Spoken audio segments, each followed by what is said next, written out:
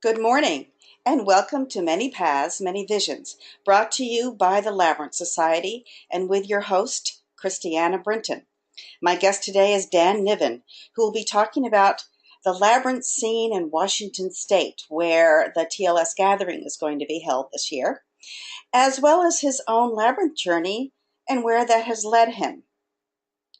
Good morning, Dan.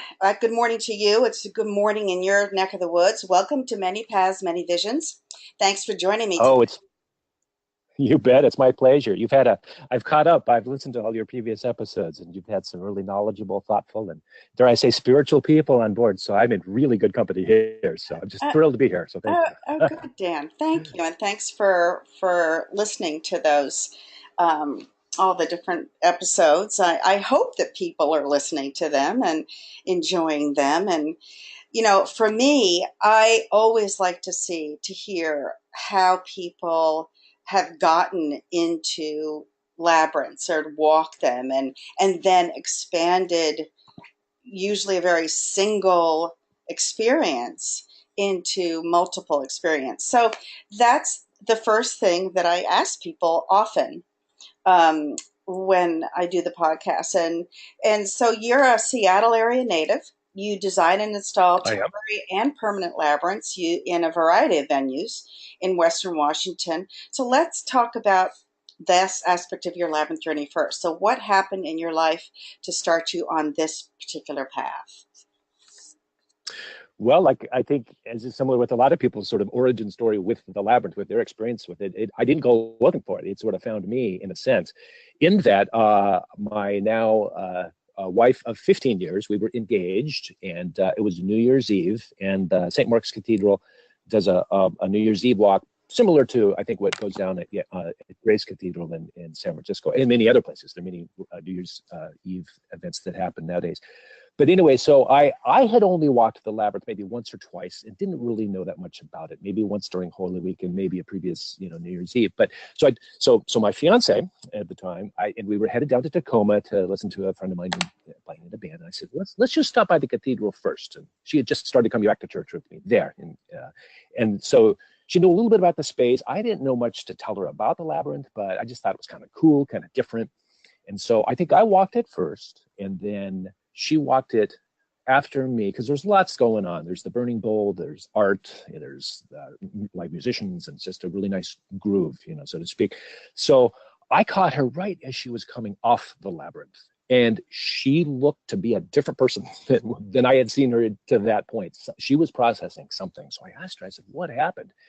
How are you doing? And she said, well, I was stuck behind someone going really slow on the way in, but I get to the center and I got it. It's patience. That was the lesson for her. So I've described it as sort of a download from the Holy Spirit, or whatever you want to call it. But and to know my wife, she describes herself as sort of the Miss Frizzle character from the Magic School Bus, PBS cartoon, that Will Recalling character. Yeah. She's rocking the curly red hair and all that zaniness. She's a music teacher, not a science teacher, as the Miss Frizzle character is. But that's her. So for her to be stuck behind someone going, almost, walk the Montessori line, heel toe, slow on the way in, and not having any sort of perspective or anything, any context for that.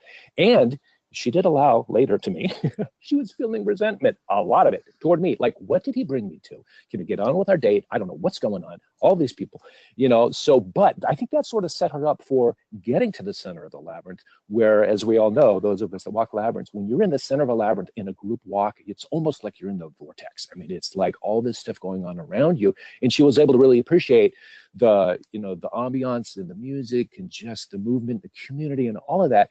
And it's just, she was just open for that, the stress leading up to that opened her up to that. And so anyway, so that's what I witnessed, and that's what we processed for a bit as she came off the labyrinth. And so that was just really interesting to both of us. Like, this is a cool thing. So she's the professional educator in the family. I teach in various settings along the way, but we're both interested. So we both started getting the books.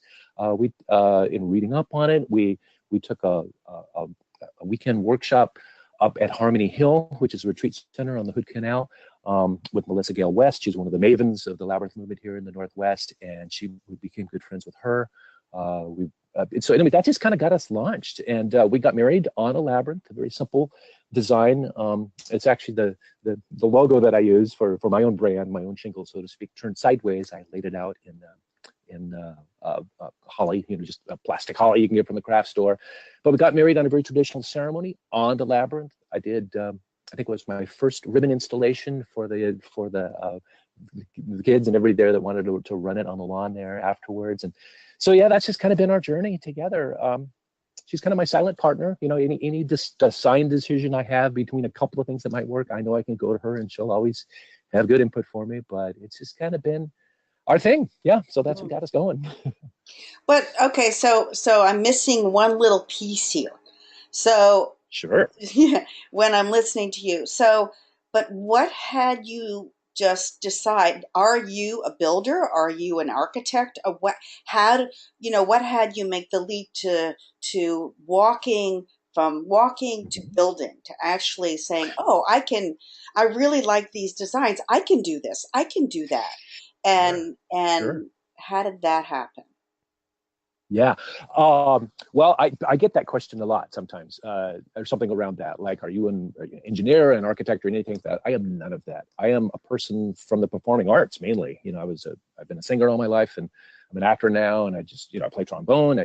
I do a lot of things. So for me, the Labyrinth as a practice, as a discipline, as an interest, is a place that I can go to sort of not get away from that, but just sort of, it's a different discipline. And I have, within the last year, finally gotten around to taking an Enneagram workshop.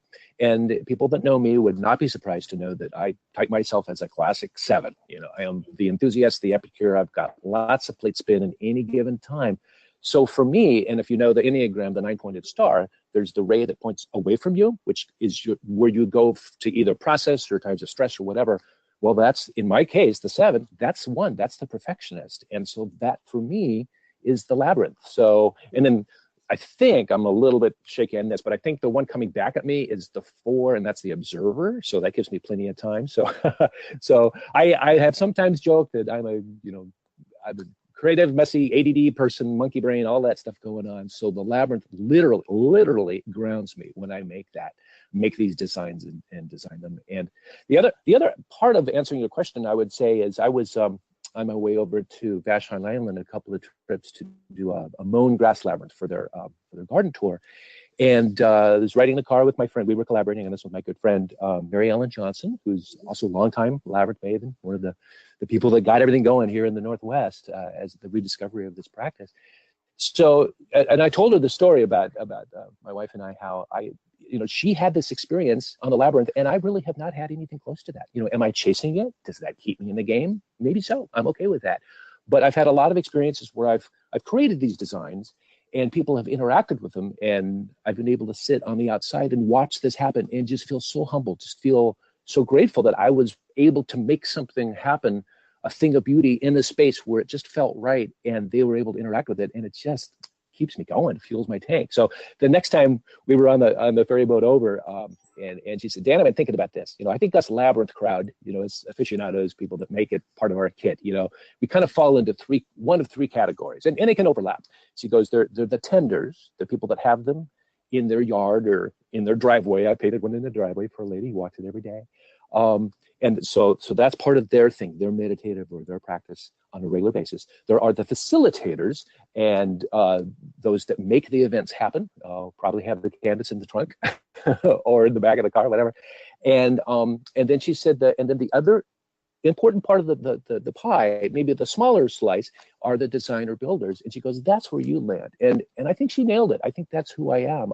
I'm happy to teach around labyrinths and facilitate. I do that, but my passion really is working collaboratively with someone who's expressed an interest in the labyrinth for an event or a place, and just developing what that idea is going to be, so that when it lands, it's exact, even if it's temporary, even if it's there just for a day or two, that's what that place was asking for. That's what really feels right. So around that I developed my byline of, I employ a practical feng shui. What's going to feel right for that space, given what we're given in terms of, space and needs, all of that, how wide do we want our circuits to be and the center to be, and, be anything planned for the center, and what the population is going to be. So those are all the kind of the left brain questions I ask in the process to getting to the design that goes down. And then from there, people can have their right brain experience whatever they need to do with that design on that day. Okay, so that's what you mean, because that was a question I was going to ask you. What do you mean by bring Uh-huh. a practical feng shui approach to labyrinth design? So Right. you collaborate with the people who are in the community who want the labyrinth there. So how did you get, Hmm. okay, so wait a minute, back up a little. So how did you get from just Sure. walking the labyrinth with your wife to people saying, oh, you design labyrinths, or oh, can you do this for us, or can you do that for us? Because it's sort of like people sort of want to know this, because when you start out and you get called to a certain path on the labyrinth, or Hmm. you go, then it's sort of like, well, how do you start it? How does it grow like that? Is it word of mouth? Is it networking? And how does that happen? How did it Well, happen I with guess, you? I do have a website. Sure. Yeah. I mean, probably word of mouth to begin with. I think my very first like audience, I guess I don't know if that's the best word, but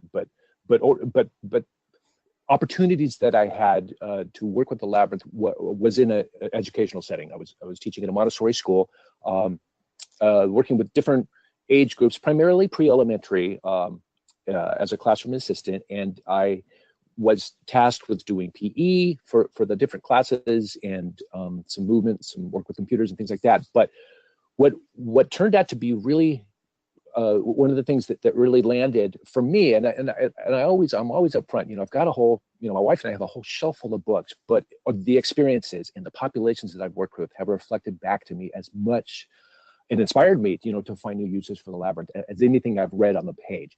So in particular, I have this rope kit and I've made several, I've sent them around the country, whoever wants them. But my initial rope kit's probably been up 100 times, and it actually was necessity being, the mother of invention.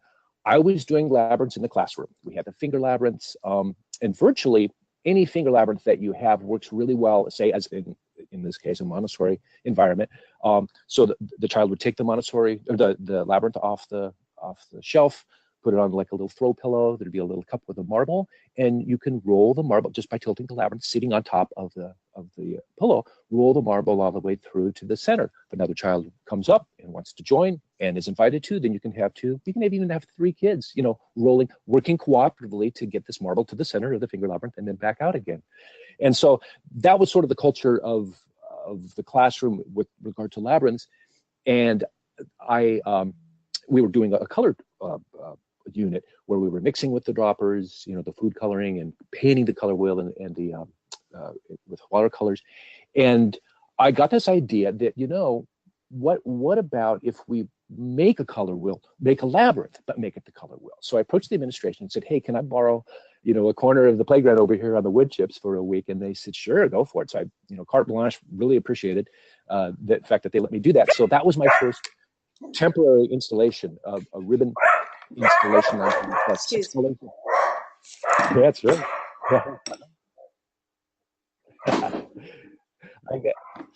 I got 6 colors of Sorry. polypro ribbon from the craft store. Okay. Oh, go ahead. Okay. So Dog. anyway, so Oh, well. totally. So I put this color wheel labyrinth together, and I think I have a picture of it from my website from all that time ago. But it was a hit. I mean, for every recess, there were always kids lined up to just put themselves on the color wheel, and I just love the idea for that it being experiential. Moving from surrounded by red, to yellow, to red, orange, yellow, all the way over around. I think I did a 6 circuit, so 6 times, and then you might find the center. And it was just one of those things. And one of my big inspirations, especially early on, was Herman Kern's book, Through the Labyrinth. It's the tome, right? It's the Bible of like, here's labyrinths through the ages. A lot of us know that book. So often, early on, when I was just looking for inspiration, I would just throw through that book and find a labyrinth, like even a manuscript labyrinth, and then sketch it out on graph paper or whatever, and then find an opportunity to make it big. So for me, another kind of aspect of my labyrinth building, I would liken it to model building in reverse. In reverse, I find a design and then say, what would that look like if we make it big, and then put it out there for people and see what they do with it. So there's enough of a I have taken Lauren's training, for through Veritas, but there's enough guerrilla artist in me that I don't mind making a public installation happen in a park or wherever, with permission if we think that someone's going to look askance, but sometimes just making it happen. I've got some stories around that as well, and just letting people happen upon it. I mean, they are as a resource to give context, like I said earlier, but it's just, I trust people. I trust people will see a labyrinth. If it's for them, they will know what to do with it. And then we can help enhance that experience, and answer some questions if they have them. So, Okay. So so that's what got me going. Yeah. Okay. Oh, great. Now I sort of get, Yeah. sorry, I get the Uh-huh. mindset. That's what I needed to Sure. understand. What was that mindset? I love that idea, Uh-huh. guerrilla artist. So wait, going back to the first one that you did now, did you end up making a permanent one for that Montessori school, or what happened there? um, I didn't, but what that like after I did that ribbon installation and we had all the finger labyrinths going, and actually as part of that initial workshop or retreat that my wife and I did up with Melissa West up in Harmony Hill, we had made finger labyrinths, and Melissa has an activity where she uses like outdoor curtain rod line, and so I brought those in as well. So I mean, labyrinths were all over this classroom. It was just wonderful. And I promised my students, I said, okay, we're going to have one more labyrinth for the end of the year picnic, and you can bring all your parents. It'll be fun. And then I realized, with a certain element of horror, I'm going to have 45 minutes from the end of my teaching day to get down the hill to get a labyrinth in place. I can't do that with the few ribbon installations I'd done. I said, well, what can I do? There again, necessity being a mother invention. So I went to the hardware store, wandered the aisles, went a few times, and came up with the idea for the rope kit, which again, I've made several of now. So basically the seed patterns, all to date, these have been basically classical labyrinths. So, the ones that you can teach pretty much anyone in just a short amount of time how to sketch from the seed pattern. Mm-hmm. So my seed pattern were 1x2s. The long ones were 4 feet by 4 feet hinged. So that was the main part of the seed pattern. And then I had 2 feet by 2 feet, 1x2s. They were hinged. So at the end of each one of those 1x2s, I had screwed in an eye bolt. And then, so the dots, if you can think of the seed pattern, were like little fence post toppers that I screwed in an eye bolt. Okay. And then I did the geometry. So I figured out for a 7-circuit labyrinth that my 8 lengths of line, what those would be. So I ordered, I got those and then cut them to size, and then affixed snap hooks on those. So, and often I've used this subsequent to building it as a teaching element. Will in a educational setting, will teach people how to draw the labyrinth, and then they get to go out and actually assemble it, and that's always a lot of fun. But in this case, that was this first labyrinth because I needed something I could build. In this case, reusable. It's been up a lot of time since then, but I could get this thing together quickly, and then we could use it. A couple settings that I used it soon after. I think soon after I built that, I had it just to see what different populations would do with it. I had it at a Girl Scout bridging ceremony from brownies to Girl Scouts. And it wasn't part of the ceremony proper. I mean, they had their little, wooden bridge they bought for that. But I just wanted to see what all these 9-year-old girls were going to do with this labyrinth. So I had it out, and they did as most children will do, run in and out and have fun. And then, as Piaget will tell you, concrete operationally, these are the kids that will spend half of the recess arguing about the rules of the game and then go play the game. So with observing that dynamic at work, the girls ran in and out of the labyrinth, and one of them got the idea and said, well, let's play tag. Well, we have to add some rules. Okay, so when you got tagged, you had to make your way to the center of the labyrinth and then wait for someone else to come in. And they added a few rules that I wasn't sure I could even keep up, but it's what they needed to do. They were doing their work, with how their brain was wiring itself at that point in their lives on the labyrinth. And then they scampered off, and then we're in the woods and did all that sort of stuff. But for me, the highlight of that was wonderful, but the highlight of that evening was the parents looking around, and in one case, a grandparent looking around and seeing the coast was clear, kind of on this labyrinth. Like, what is this thing that these youngsters have been on? So they kind of go over, and then they just take it upon themselves to walk in and out of the labyrinth, and then they started picking up speed. A few of them were kind of jogging, and the smiles, and oh my gosh, that was just so wonderful. They had been given, these grown-ups had been given tacit permission by the kids that this was fun to do as well. So that was one. The other, and I'll just leave you one more. example of this particular labyrinth the following year. So I used that labyrinth. I continued to bring it to this Montessori school from time to time. And it was a great rainy day recess activity where we could put up a labyrinth in the covered area. And I would bring about 5 or 6 students down from the class at a time and line them all up at the entrance of the labyrinth. And, it's attractive. It's the C pattern, I painted all those elements yellow, and then the lines are red and blue. So attractive colors, 30 feet wide, 2-foot wide circuit, so 30 feet wide, and line the kids up. And I really love like that initial experience that they have with it, because they're looking at it going, wow, this is cool. It's for me. I don't quite get it all, but I think it's going to be okay, right? So my introduction with this age group, and these are pre-elementary Montessori, so I'm saying, 3 to 5 years old.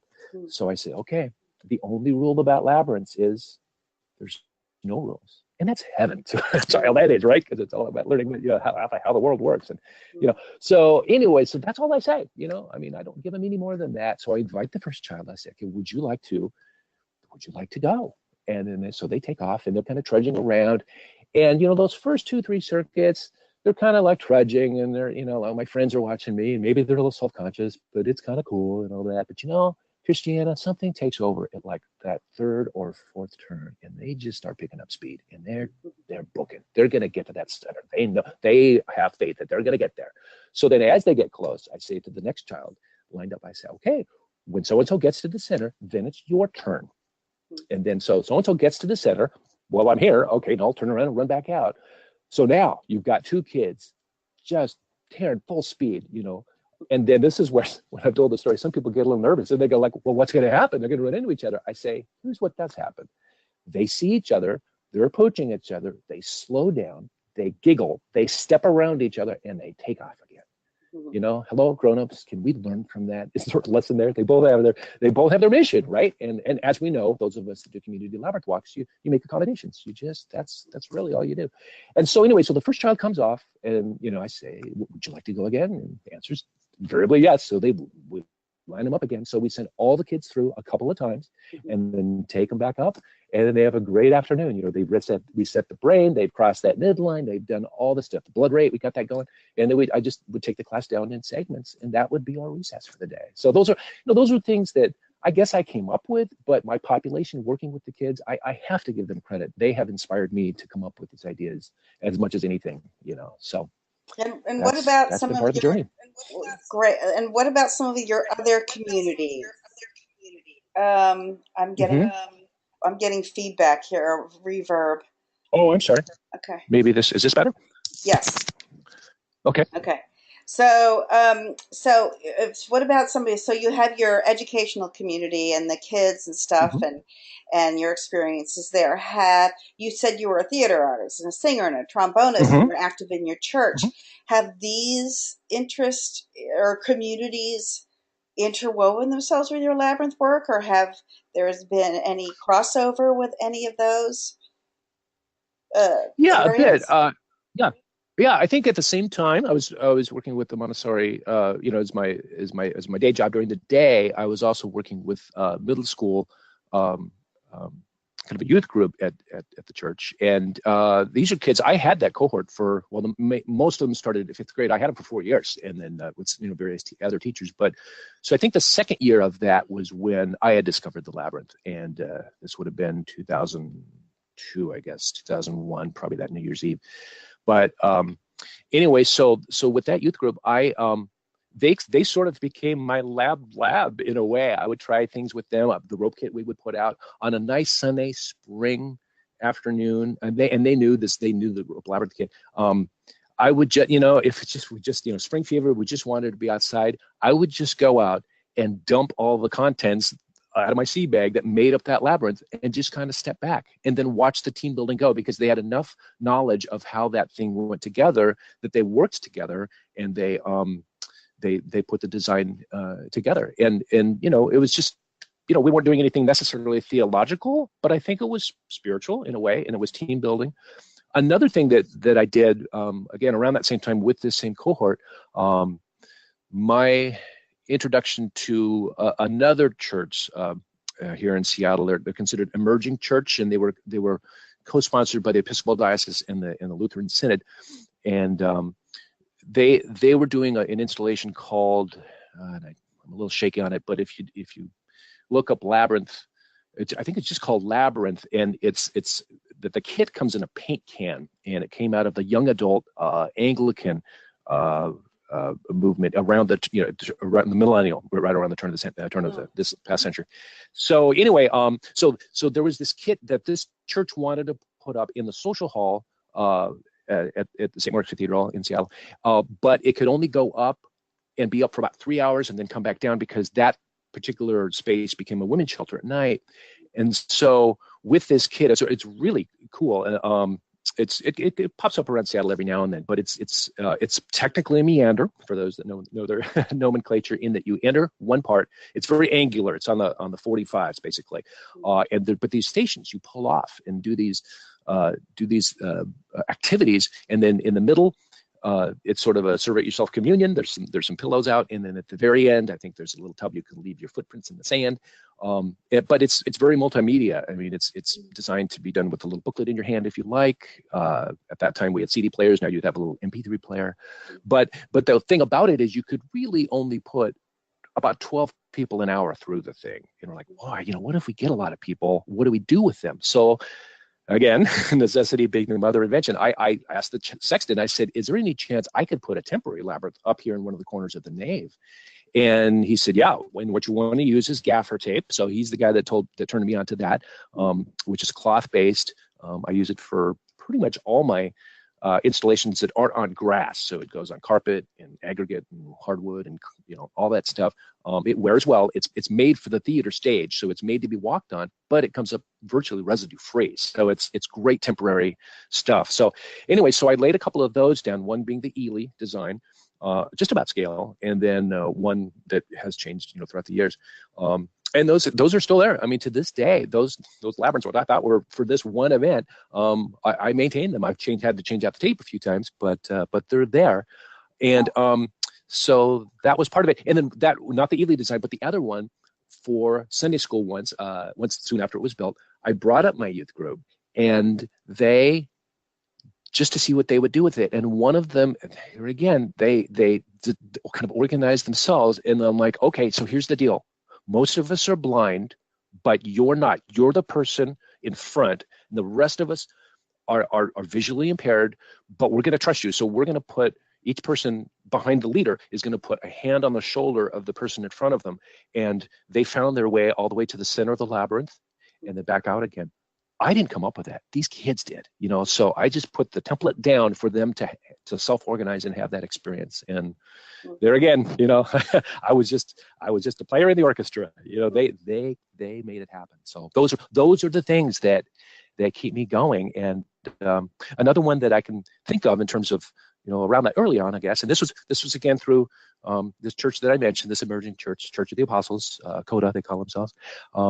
They did a series of raves going till 2 at night with the DJ spinning. These are church sponsored, so there was no really drugs or anything like that a lot of people think of with raves. But these are just activities that went past midnight. And light was, and it was in the winter, so light was a theme of this. But they wanted me to come in and do a labyrinth at every one of these at different kinds. So one of the times I had my rope kit up, my 30-foot classical, and then I just put tea lights in tumblers all the way around it, so kind of the ring of fire, sort of, we called it. And then by that point, I had also developed the idea of taking the middle 3 circuits of a 7-circuit classical. So if you take just those middle 3, and I've used those middle 3 in very many different permutations, but I figured out that I could, and again, I did all this on graph paper first, I could create that design in square form, so equals nested squares basically, so that you would walk that design all the way into the center and then back out again, and it would only take 191 candles to accomplish that. And so we did that, and at this is another one of those experiences where I set that design up, and I used to do it where I would put the tumblers down, and early on, I was using the tea lights, and they would burn out, so I'd have to tend it, and all that. For the longer installations, I would use votives. Anymore, I use electric candles. I've kind of upgraded to that, which are reusable and last a long time. But anyway, so I had this design down, and then it's probably 1 a.m, and there's people hanging out, And this young lady, probably looks about college age. She took, I mean, this whole thing is maybe 16 by 16 on the square. She took a full hour to do the thing, stopping and meditating or praying or whatever she was doing every time she had a turn in these 3 nested squares on the way to the center. And I tell you, Christina, it just blew me away. It was so humbling for me to have spent, a couple, 3 hours and then hand out all the lighters, at the end for people to help light the candles. That helps it go quick. But just to have created that and see her interact with that and find a thing that she could have, whatever was going on for her. I never spoke to her, but it's just, it's just sort of in the background. I took a few pictures and just kind of enjoying the ambience of the evening. Those are the things, those are the experiences that keep me going and keep me in this game. Even if I have never had anything close to a mystical experience myself on a labyrinth, I can sort of observe it and want to be part of it. And am I chasing that mystical experience for myself? Maybe that's keeping me in the game. I don't know, but I just love being part of the community that is Labyrinth Design. And then when the experience itself happens. That's great, Dan. It's really, really fun to listen to hear that, especially since it's reverbing again a little bit. But anyway, especially since the last, I had Holly on, and she was just all about the mystical thing. So it's great that we're talking this time. I love it. This is exactly the way the labyrinth works. So tell me a little bit. So you're also the creator administrator of the Western Washington Labyrinth Network Facebook page. So what's the purpose of this page? Well, we have a Facebook page and we have a website itself proper. So the Western Washington Labyrinth Network is independent, although supportive of the Labyrinth Network Northwest, which is down mainly Portland area. We're sort of west of the mountains up here. We'll go down for their things. They'll come up for our things. We'll promote each other's work. So it's just kind of geographically based. In my mind, it's where we in the greater Seattle area can drive to, do a thing, and then drive back home in a day. If there's something going on north of the border, if Walking a Labyrinth is the name he goes by, is doing one, in Spanish Banks up there, and hey, for people who want to drive north, here's a thing that's happening. So I will promote things on the site, beyond our actual geographic area. It's easily accessible if people are traveling, but mainly it's 3 of us mainly, but it's on the board, so to speak. We are a nonprofit, but I would say in practice we are more of a virtual community bulletin board. As I find out about things happening, I put them up, and so on the site, which is simply wwln.org, so it stands for Western Washington Labyrinth Network.org, but wwln.org. I've got the homepage, and of course right now we're talking about the gathering coming up on Bainbridge and links to get to that. We've got a little button you can look at pictures from Labyrinth Day that we did up in Stanwood. And then special events, I've got 3 events listed there currently that are coming up. I'm going to be part of one of those, designing their Labyrinth Forum. And then recurring walks, those that are happening, on a regular basis, on an ongoing basis. And then, people can leave their contact information. I've just sent out a newsletter, kind of a news flash kind of thing about, with the early bird discount, ending for people that are going to the gathering, and then just a kind of a heads up about these special events. So I've got that mailing list going. But anyway, so on our about page, we've just listed simply, through events, publicity, communication, and the sharing of resources, the Western Washington Labyrinth Network brings together many people: walkers, facilitators, spiritual directors, mental health professionals, landscape designers, craftspeople, using the labyrinth as a path to mindfulness. The WLN seeks to foster collaboration and support for labyrinth-related activities and practices.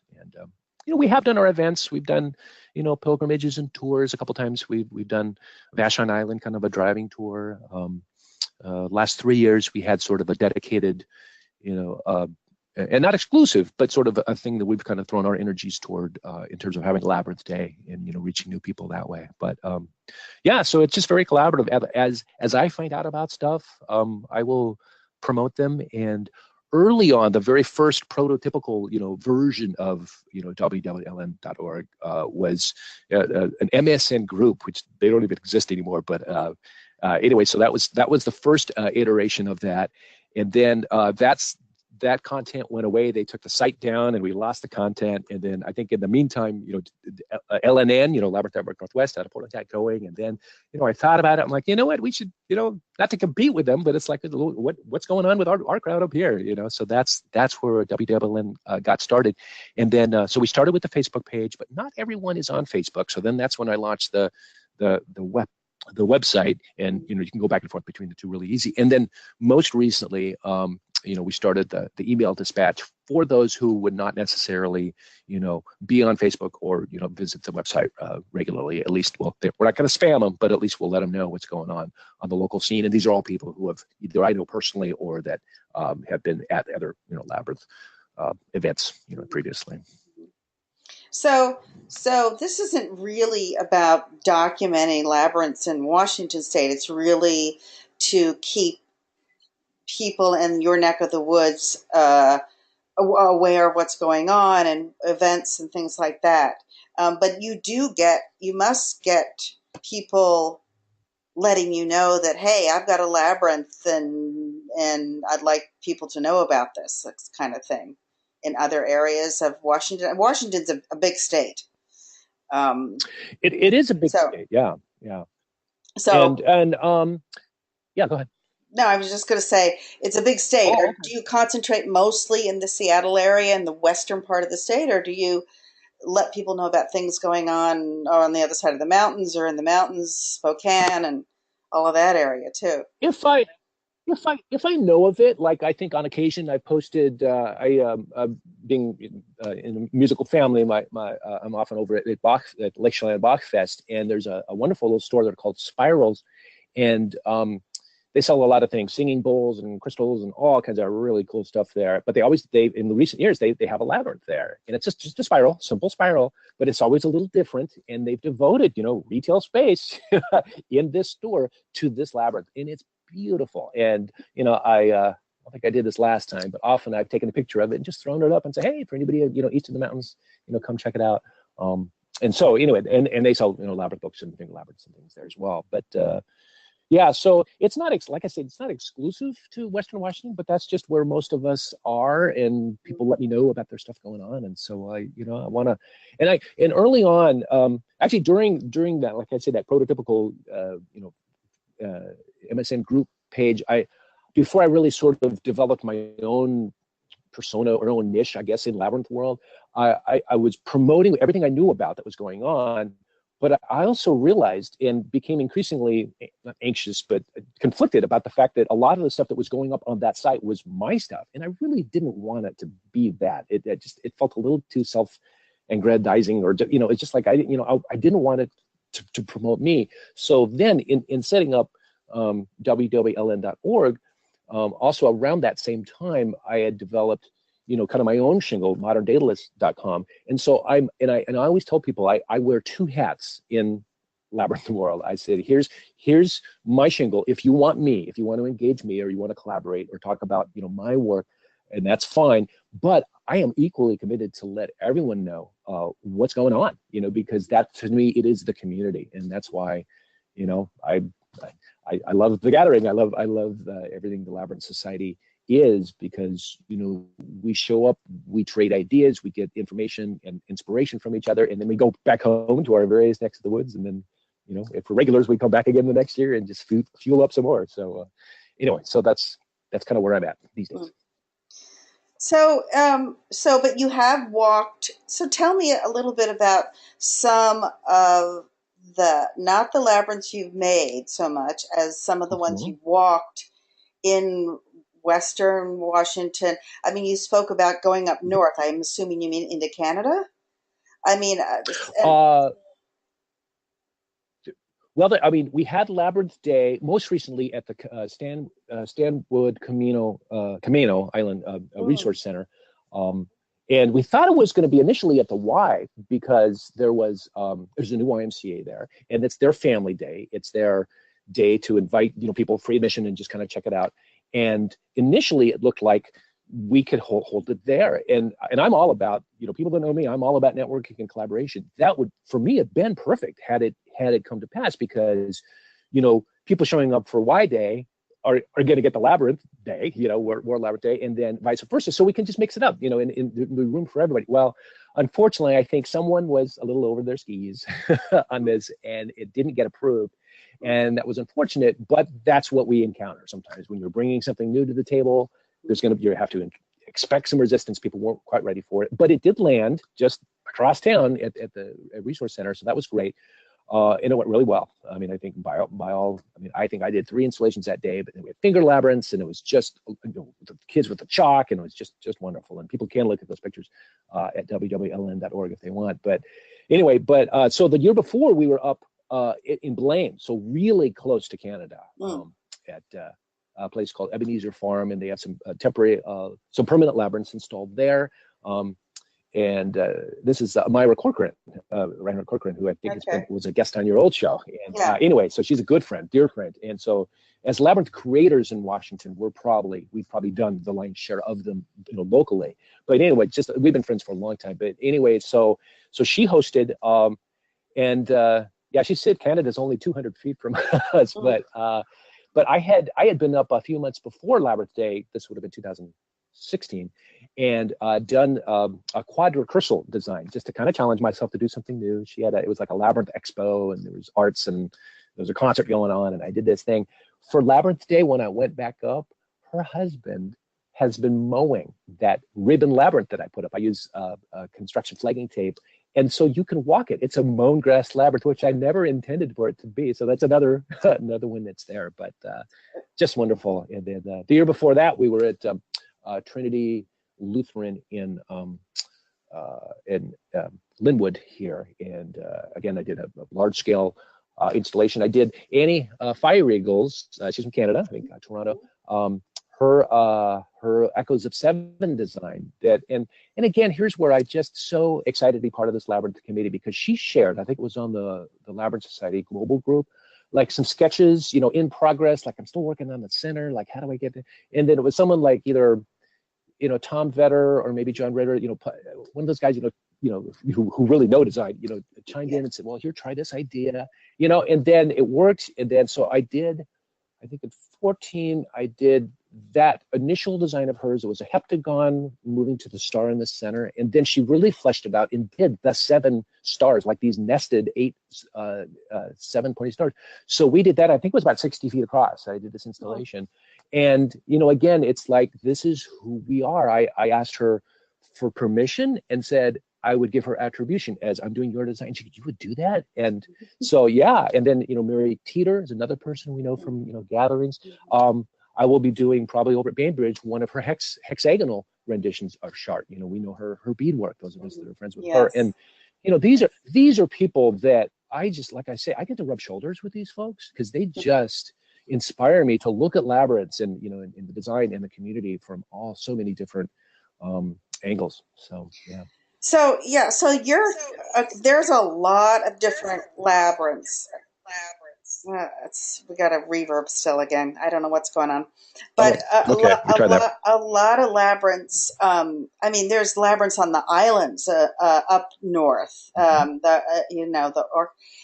there's have you made a point of visiting the different permanent labyrinths that you know of up north of Seattle and then down around Seattle and Tacoma and that area? And if so, can you just share some of your, you're very, very excited about building them. But have you come across ones that made a difference to you walking them and really stood out for you?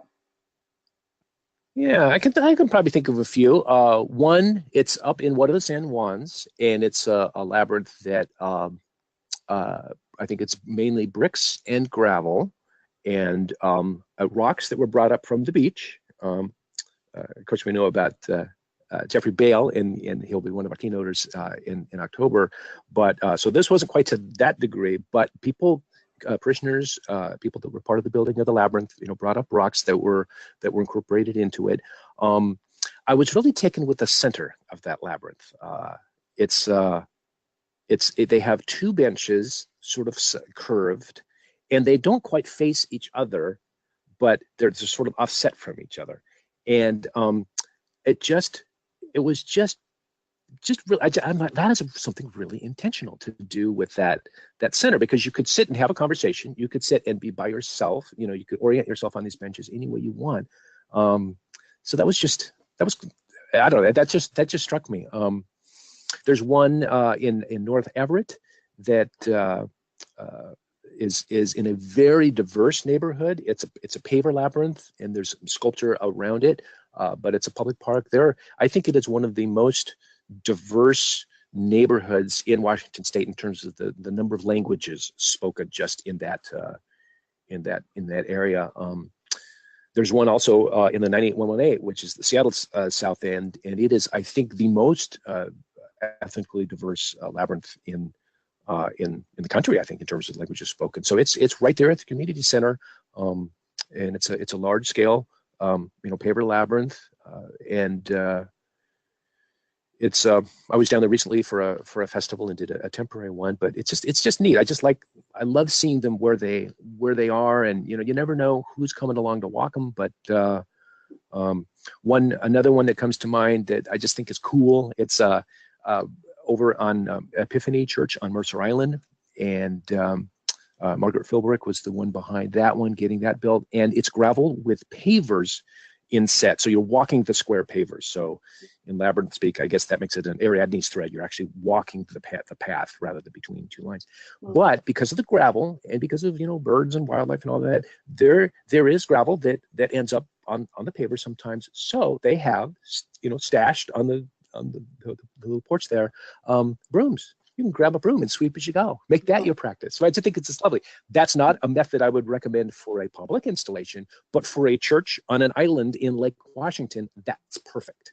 So that's in sort of when I talk with people about labyrinth design and methods, and it's like consider your population and the use and all that. But so I don't want to give away too much, but on the tour, the very last day of the gathering on the 30th, one of the labyrinths that will be involved on that tour that Lisa asked me to lead, that she actually put together the route. We were kind of going back and forth. I visited a lot of the ones in the Seattle area to see which ones are in good repair that will fit well with the tour. So we've got 5 official stops on that tour, and right in the middle, we're going to take you down to Seattle Center, and probably it is the one in the Pacific Northwest that gets walked the most, just because of where it is. It's in the shadow of the they call it MoPop. It used to be the Experience Music Project.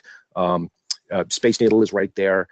It is huge. It's painted bright orange. It's a chartreux. It's a cruciform. Not quite chartreux. It doesn't have all those ornamental elements to it, but it is a cruciform 11 circuit, and it is wonderful. You will never go down there and see. There won't be people on it. I mean, it's just so amazing. And I just love that it's right there in the middle of the site of the 1962 World's Fair. There it is. And the thing, Christina, it was never meant to be permanent. I mean, they had some extra orange paint. So they painted that, and then they painted a maze too, and then they put hay bales on the maze too sometimes, on the way to eventually building the permanent play structure, interactive, like jungle gym type stuff that they have for the kids now. And it was so popular, that labyrinth was so popular that the powers that be at the Seattle Center says, we better not take this away. So they've refurbished it.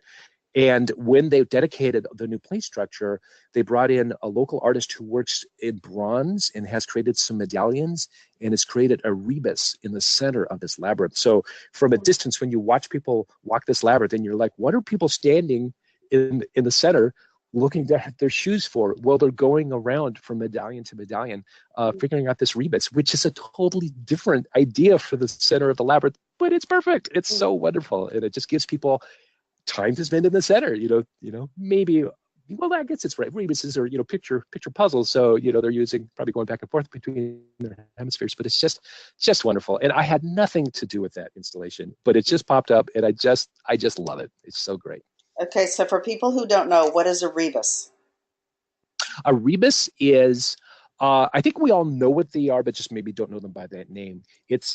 There'll be a picture, like a little cartoon picture, and there'll be like you are in an addition sign or a subtraction sign. So you're either adding a letter or subtracting a letter as you go, or maybe each picture. In this case, I think it's more the picture represents phonetically what the thing would be if you said it. Like play. Like I'll just give away one. Play is P plus, and then they have a picture in bronze, a representation of a Hawaiian lei that you would wear, the flower necklace. So Okay. play. So you go all the way around it, and it's so much fun. And usually people, and I find if I'm down there, I'll kind of I'll watch people do it, and then I'll come up and I'll just see how we're doing. If they're kind of stuck, I might, just kind of, I don't want to intrude, but if people are that close, I'll help out. But yeah, I'm down at the center for a lot of different things, sometimes theater, but I always make a point to stop by the Labyrinth and see what's going on. And it's just so fun to see people encounter it, just make it their own, going at all different speeds, of course, but yeah. I've seen pictures of that, so I'm glad it's on the tour. Mm-hmm. That's great. So talk Absolutely. about the gathering. Yeah. So how do you think that the gathering will impact the labyrinth scene there? Well, I think that Seattle, there's a couple things I think at play here with the Pacific Northwest. They talk about the Seattle freeze, and that's a term that an example I give sometimes is, you could go downtown Seattle at night, 10:30 at night, maybe not much going on. There'll be a guy standing there waiting for the light to change so he can walk across. There's no traffic. It's a light drizzle. So is he waiting for that light out of civic responsibility? Is he waiting for the light because he doesn't want to get a ticket for jaywalking?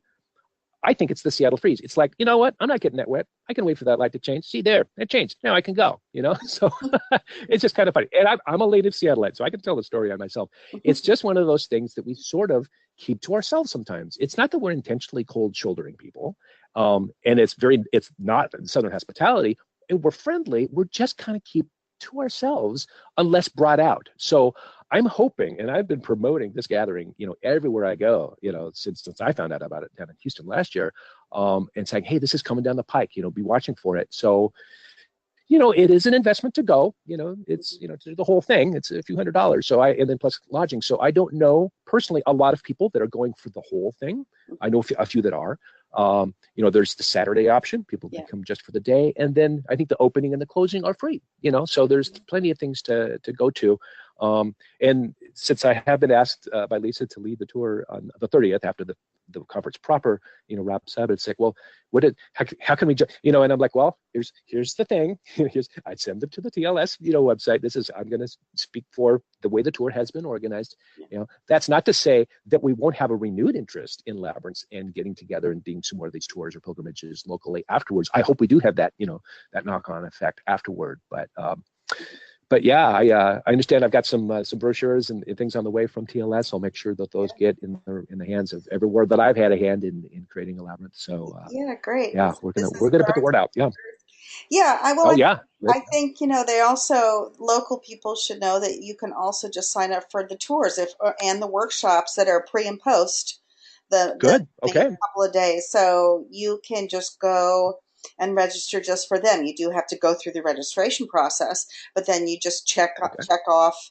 And I think, as far as I know, right now, none of them are closed yet. So, okay, good. The local people can do that. But, I've always found, when we had the Labyrinth gathering in Troutdale, near Portland, there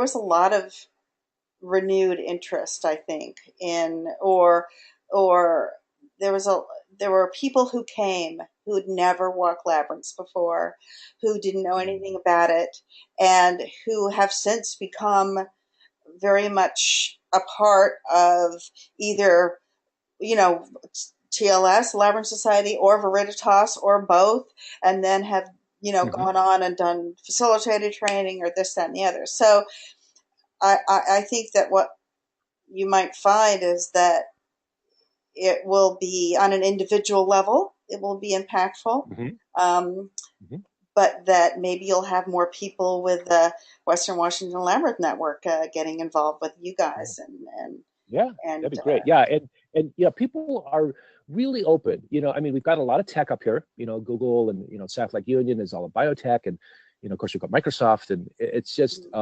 in any number of, it's a pretty, across the board, highly educated, open to new ideas population we have here.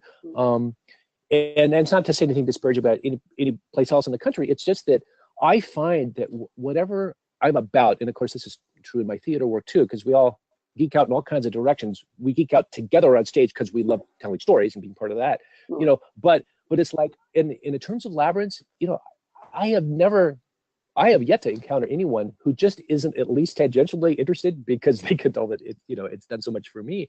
And it's like, tell me about that. And I'm the same way. It's like, you're into this. Tell me about that. And I recently became aware of what sound baths are. I mean, I've known about singing bowls, and we've got a couple. My wife has one in the classroom. But at this recent interfaith festival that I was asked to be part of and created a labyrinth for, 7 colors based on the Praise Well with Others logo, this new logo that this local group has.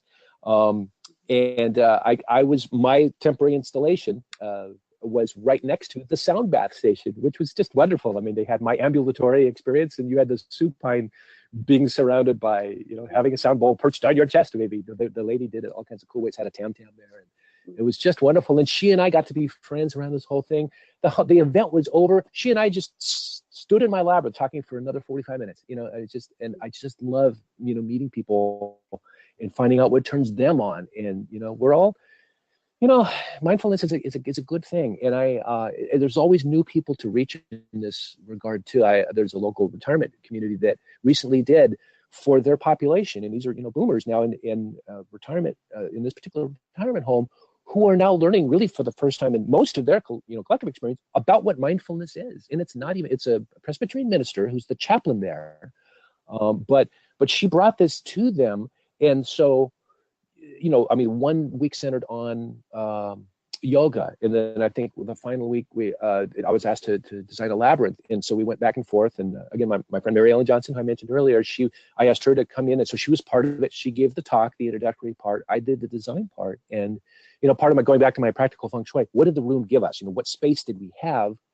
And so I always like to leave space around my designs for people to just walk around the thing. So we had 2 load-bearing pillars kind of as you come into the room, and then the wall on the far side.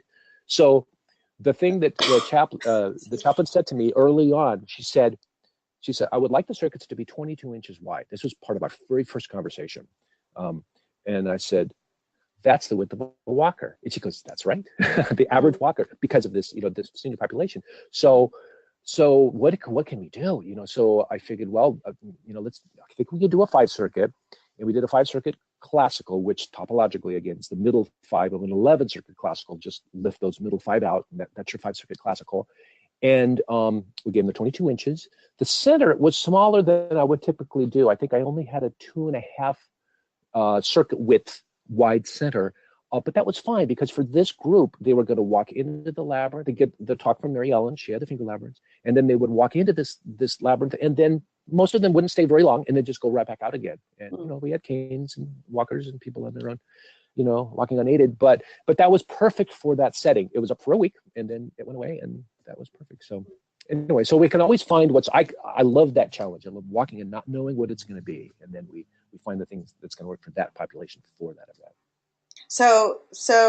And you're talking about collaborative, like you were talking about the sound bath. We've had at different gatherings, we've had that kind of experience where people who've done the crystal bowls will put the bowls right in the center and have people lay around with their heads next to the bowl facing out, lying on the labyrinth and getting that energy. And then also there was another one, I think it was up on in Tainamara, where it was downstairs and you walked in, and it was sort of a meander style labyrinth experience, but they had stations where people were playing the bowls, they were playing different things, and you had this incredible, so it was a very small room.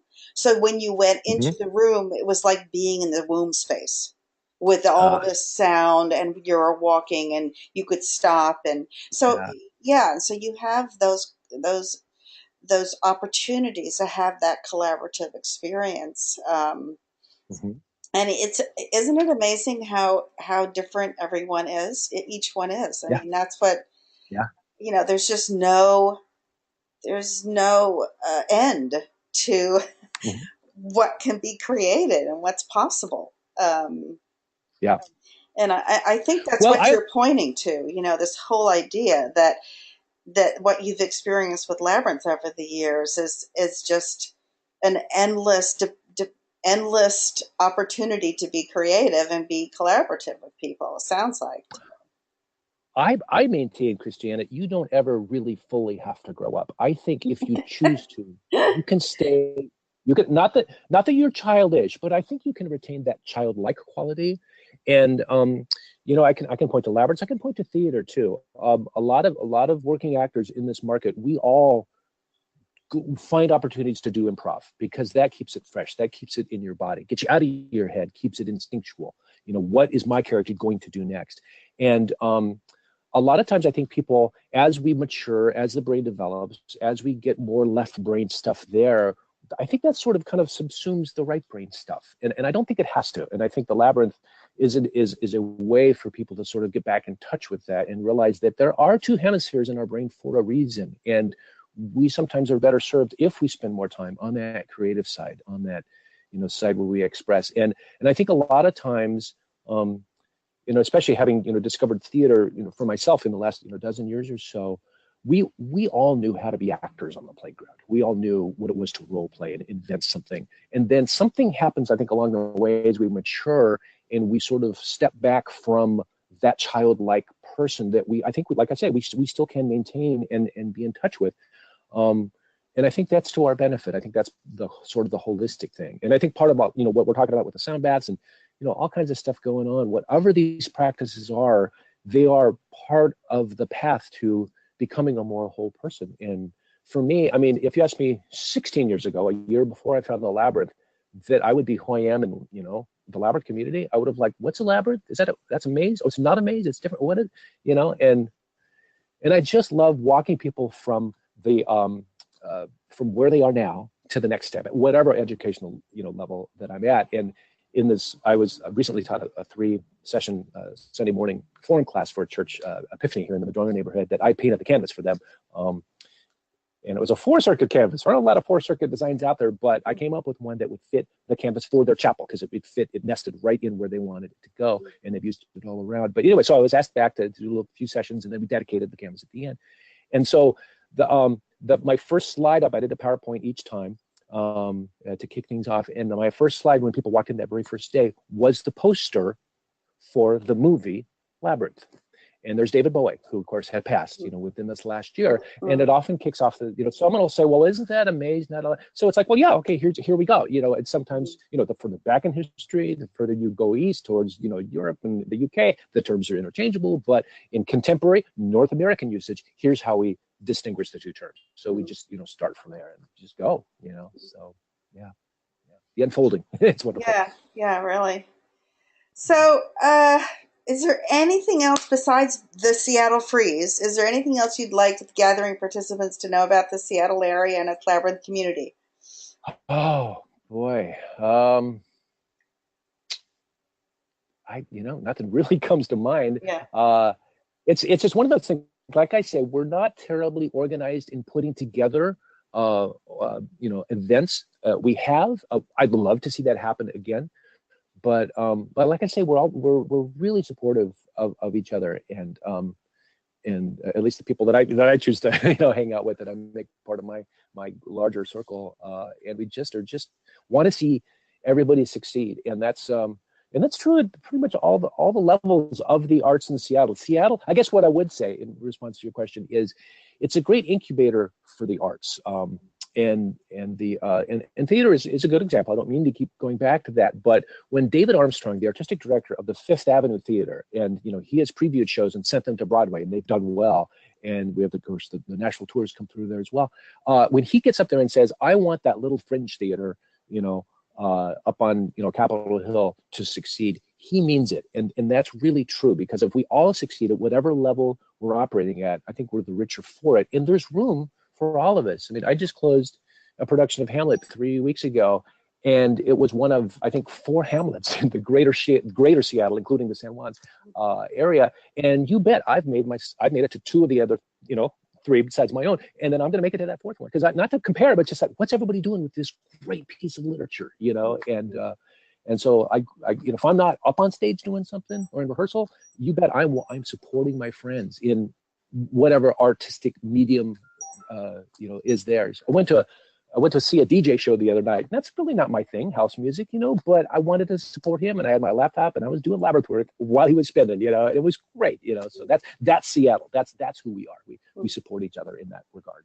So. Great. Not to mention, I think you guys are all a little, what's the word that I want to use? You don't really appreciate the incredible natural wonders of your area because you're also used to it. But I think that's another thing that gathering participants really need to be aware that you will, if you're not used to the largesse of nature that you will be presented with when you're up on Bainbridge Island, and it in of itself can be just overawing, just like astounding. Yeah. We have a joke that when it's sunny in Seattle, don't tell anybody. We don't want them to move here, but we do have really beautiful weather, And late October, we'll have some, maybe it's any day or two of the gathering, hopefully.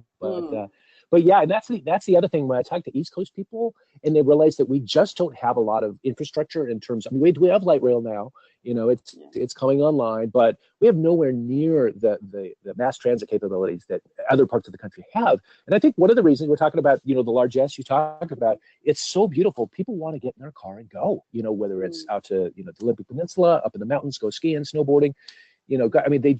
People are tied to their cars because it gives them their freedom, their independence to get out and see stuff. And then also Seattle, that greater Seattle area, I think has the highest per capita of boat ownership. So I think there's a boat for every 4 people in this metropolitan area of some sort, because people love to get out on the water as well. Yeah, I've sailed, I've rowed, I've done all that stuff just locally here, and it's great. All those opportunities are there. And I love the fact that to get to Bainbridge, virtually everyone will hop on a ferry boat. They'll be on it's a boat, but it's ship size, to cross Puget Sound to get over there and be on an island. It's just going to be wonderful. It's going to be a nice reset to realize you are close to metropolitan, greater Seattle, but we're on an island, and I know Bainbridge really well. It's a great sensibility. Of course, Islandwood is beautiful. So. Right. Okay, well, it looks like we're out of time, Dan. Okay. This has been a wonderful hour-plus chat with you, and I really enjoyed sharing it with you. Thank you so much for joining me today. Oh my gosh, Christiana, thank you so much. And we talked about WWLN a lot. If they want me, moderndatalist, alloneword.com, and we'll see you at the gathering. It's going to be great. Okay. Thanks so much. Thanks so much, and many continued blessings on your path, Dan. Take care. And you as well. Thank you. Okay. You've been listening to the Labyrinth Society's Many Paths, Many Visions, broadcast by Spreaker with your host, Christiana Brinton. Be sure to check the TLS website, Facebook page, global group, and YouTube for a list of upcoming dates and guests. I will be having more in September and October leading up to the gathering. Also, if this podcast has piqued your interest in the Labyrinth Society and you'd like more information about membership, please go to www.labyrinthsociety.org/membership. Thank you so much for listening to this podcast episode. Namaste, and may you find what you need on your path through life.